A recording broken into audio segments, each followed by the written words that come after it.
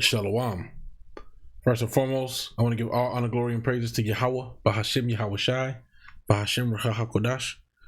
Double honors to the apostles and elders at Great Millstone. Peace, blessings, and salutations to the hopefully elect. All right, so Brother Isaiah from the Pittsburgh GMS camp coming at you with another lesson through the spirit and power of Yahweh, Bahashem Yahweh Shai, Bahashem Racha HaKodash. Lord willing, this is edifying. All right, and I was watching this lesson from this brother right here. Okay, GMS upon precepts. All right, and it's called No Way Out. Okay, and without even seeing a whole lot of the video, I saw this thing right here. Okay, and I thought, here we go again. Here we go again. But instead of speaking about things that could give me strikes on my channel, I want to talk about, if we look at how things are going, the odds are stacked against us. All right, and it can seem like there's no way out. I didn't get to watch this whole video, because I need to make my lesson real quick. It's getting late. I've been trying to do other things and prepare for another lesson, and it's just going on longer than I thought. So now I got to make this quickie. But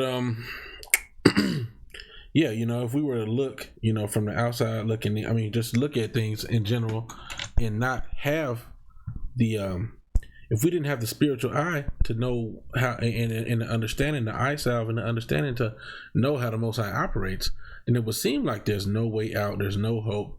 In all actuality, for carnality standards, there isn't any hope. There is no way out. Okay, but we know, through the spirit and power of Yahweh Shem Yahweh Shai, through the grace and mercy of His understanding, which no one deserves, but it has been gifted unto us. Okay. All right. And I'll say no one deserves except for the men who the Most High deems worthy. Okay. All have sinned and fallen short of the glory of Yahweh Shem Yahweh Shai, and all our righteousness is as filthy rags. So the things that the Lord has blessed us with is completely and utterly and totally a gift, that none of us are worthy of. So we must be grateful. Infinitely grateful. But going into it, all right, if we were without that understanding, we would think that it was through. And this is the sentiment of the world as well. All right, so I just want to get a few precepts. Let's see here. Let's get 1 Corinthians 12. And 25 says, because the foolishness of the Most High is wiser than men. And the weakness of the Most High is stronger than men. So the things that the Lord that people think is foolishness, that are of the Most High, well, it's wiser than anything they could ever think of. And the weakness of the Most High is stronger than anything they could ever muster up. For ye see your calling, brethren, how that not many wise men after the flesh, nor many mighty, nor many noble are called. There's all type of talented jakes out in the world, they can do this and do that, and gather crowds unto them, but the Most High have not chosen them.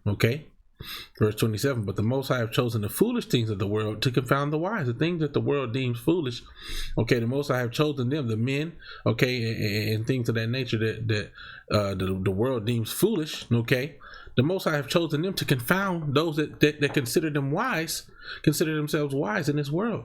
And the Most High have chosen the weak things of the world to confound the things which are mighty, and the base things of the world, and things which are despised have the Most High chosen, yea, and things which are not, to bring to naught things that are. Things which are not esteemed, things which are not boasted up and lifted up, people that are not boasted up and lifted up and put in high esteem. Verse 29, that no flesh should glory in His presence. Right. So the Most High chose men that that was of a low estate in most cases, and put them up on a higher estate, spiritually, so that no man could say, look what happened when I came into the truth. Yeah, the truth exploded when I came in because I'm Kobe Bryant, or I'm Jay-Z, or whatever the case may be. I already had 2 million followers before I came into the truth. Look what I brought in. The Most High ain't with all that. All right, and also 2 Corinthians 12 and 9, I'm just to get the point. This was Paul speaking of having a thorn in the flesh, right? But let's continue. When the Most High responded unto him after he prayed that the Lord should take away this thorn from him, it says, and he said unto me, my grace is sufficient for thee, for my strength is made perfect in weakness. See, the Most High literally chooses men that don't have certain aspects of strength or certain things, so that he can show his power. Okay, because you will look at some people and be like, oh, this, that, or this, and think a certain way about them, but the Lord chose them so that he can confound those people who would think a certain way towards the people that he's chosen. He's chosen that person to be a stumbling block, so he can show, look at me, I took this man that you looked at as being this way or that way, and I made him, I made him a mighty man. Okay, right. And he said unto me, my grace is sufficient for thee, for my strength is made perfect in weakness. Most gladly therefore I will rather glory in my infirmities, that the power of Mashiach may rest upon me. Okay, and let's just get this. All right, I'm first read Wisdom of Solomon 3, okay, and 1. It says, but the souls of the righteous are in the hands of the Most High, and there shall no torment touch them. In the sight of the unwise they seemed to die, and their departure is taken for misery. And they're going from us to be utter destruction, but they are in peace. For though they be punished in the sight of men, yet is their hope full of immortality. Okay, so men see us, they're like, oh, you do what? You preach on the street corner, it's freezing cold out here, or you don't want to go smoke this blunt with me, you don't want to go, oh, this nigga's a lame now, okay, what are you doing with life, nigga? If you ain't doing this, what are you doing with life? Well, we're serving Yahweh Shem Yahushua, hoping that our sacrifice will be received of him. Okay, verse 4 says, for though they be punished in the sight of men, yet is their hope full of immortality. Right, our hope is full of the world to come, man, to get out of these chains of darkness and out of this body of sin, this body of death, man, because the wages of sin is death, man, and this body is wicked continually, man. Okay, the heart is wicked above all things. The heart is deceitful above all things and desperately wicked. Who can know it? I believe it says in John, or is that Jeremiah? It's a lot. So, I'm not good on locations, but I'm going to just continue. Okay. Wisdom of Solomon 3 and 5. And having been a little chastised, they shall be greatly rewarded. For the Most High proved them and found them worthy for himself. As gold in the fire hath he tried them and received them as a burnt offering. Okay. Make brethren, it says, make thyself a living sacrifice, right? Verse 7, and in the time of their visitation they shall shine and run to and fro like sparks among the stubble. They shall judge the nations and have dominion over the people, and their Lord shall reign forever. Okay, they that put their trust in him shall understand the truth, and such as be faithful in love shall abide with him. For grace and mercy is to his saints, and he have care for his elect. Okay, but the ungodly shall be punished according to their own imaginations, which have neglected the righteous and forsaken the Lord. Okay, and a lot of times the righteous are neglected. They're just kind of brushed off as whatever, nigga. Get your ass out of here. Verse 11, for whoso despises wisdom and nurture, he is miserable, and their hope is vain. Their labors are unfruitful, and their works unprofitable. Loving, just loving these, my car, my job, my, this, that, and the other. I love America, well, you're unprofitable. Verse 12, their wives are foolish and their children are wicked. Their offspring is cursed. Wherefore blessed is the barren that is undefiled, which have not known the sinful bed.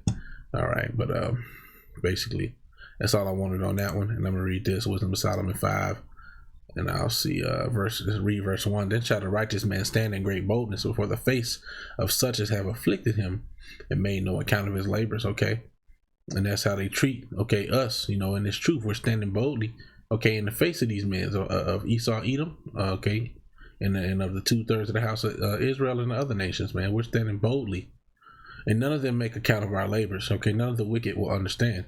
Verse 2, when they see it, they shall be troubled with terrible fear, and shall be amazed at the strangeness of his salvation, so far beyond all that they look for. Yeah, when we Lord willing, I'm a part of that number.